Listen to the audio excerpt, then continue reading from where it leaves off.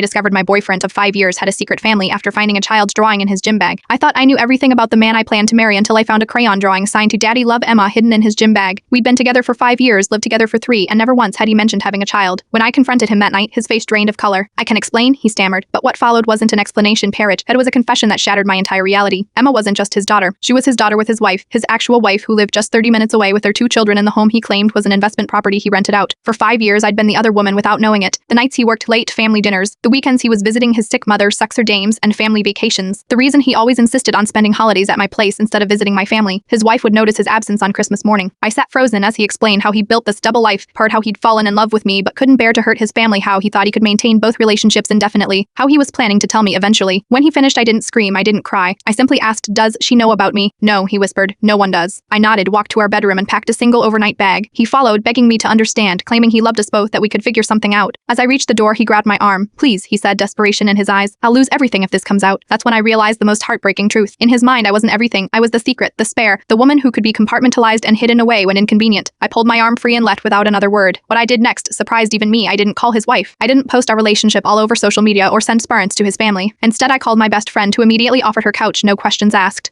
Then I called my therapist and scheduled an emergency session. Over the following weeks, I rebuilt myself piece by piece. I found my own apartment, threw myself into my career, and slowly told my truth to those who deserved to know. The overwhelming support reminded me that while one person had chosen to deceive me, so many others chose to love me honestly. 6 months later, I received a text from an unknown number. He's doing it again with someone else, thought you should know. His wife, now ex-wife. We met for coffee the next day, part 2 women connected by the same betrayal. She wasn't what I expected. She was funny, successful, and as blindsided as I had been. We shared stories, unraveling the complex web of lies he'd spun to keep us separate. By the end, we were laughing through tears. Today marks 1 year since I found that drawing. Emma's artwork now hangs framed in my new home, a reminder that sometimes the most painful discoveries lead to the most necessary awakenings. The man who thought he could own 2 separate lives lost them both. Meanwhile, I found something I didn't know I was missing: myself.